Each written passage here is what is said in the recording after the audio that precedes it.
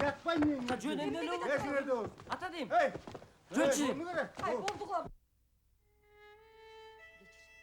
Бирок араңы таштай албай калыптырсың. Көз жашын төгүп ыйлап да көрдүм. Бир эле арактан башка эчтекен ойлобойсуң. Мээңдин баарын арак ыйлап алса керек сен. Деги эле ойлоп койсоң болот. Үй бүлөнү балдарды унуттуң го.